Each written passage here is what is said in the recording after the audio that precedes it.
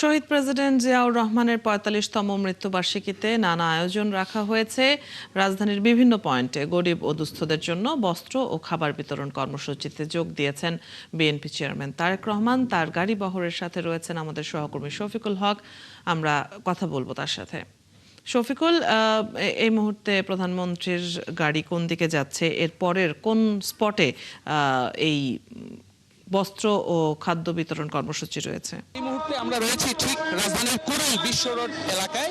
প্রধানমন্ত্রীর যে গাড়ি বহরটি, সেই গাড়ি বহরটি একটু আগেই রাজধানীর যেই ইসিবি চত্বর, সেই ইসিবি চত্বর থেকে তার যে উপহার সামগ্রী বিতরণ শেষে এই মুহূর্তে তিনি রাজধানীর কুড়িল বিশ্ব রোড এলাকায় এসে পৌঁছেছেন এবং এখান থেকে যেমনটি জানাচ্ছিলাম যে আজকে রাজধানীর উত্তর এবং দক্ষিণ দুটি মহানগরীর প্রায় 16টি স্পটে তিনি এই দরিদ্র এবং অসহায়দের মধ্যে শহীদ রাষ্ট্রপতি জিয়াউর রহমানের মৃত্যুবার্ষিকী উপলক্ষে যেই উপহার সামগ্রী বিতরণ কর্মসূচিতে অংশগ্রহণ করবেন। এবং আমরা দেখতে পাচ্ছি যে উত্তর ও দক্ষিণ ঢাকা মহানগর, উত্তর ও দক্ষিণ মহানগরের যে থানাগুলো রয়েছে, সেই থানাগুলোর সবগুলো থানাতে এই কর্মসূচির আয়োজন করা হয়েছে এবং ধারাবাহিকভাবে সেই কর্মসূচিগুলো অনুষ্ঠিত হবে। কিছুক্ষণ আগে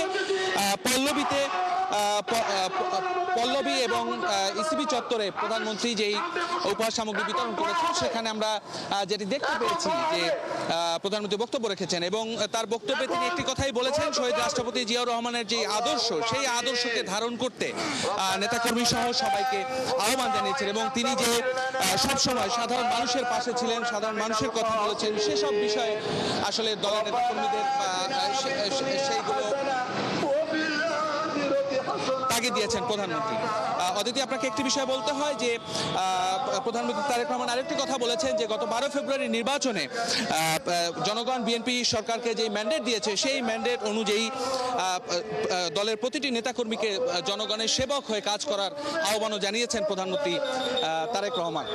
তো আমরা রয়েছি এই মুহূর্তে, তিনি কুড়িল বিশ্ব রোড এলাকায় রয়েছেন এবং এখানে তার যে কর্মসূচি, সেই কর্মসূচিতে তিনি অংশগ্রহণ করছেন এবং এর পরবর্তীতে রাজধানীর বাড্ডায় একই কর্মসূচিতে তিনি অংশগ্রহণ করবেন। তো আমরা রয়েছি তার গাড়ি বহরের সঙ্গে, হয়তো পরবর্তীতে নতুন কোনো স্থান থেকে আবারও আপনার সাথে যুক্ত হয়ে সবশেষ খবর জানানোর চেষ্টা করবো। অদিতি, এখন পর্যন্ত এই ছিল আমার কাছে।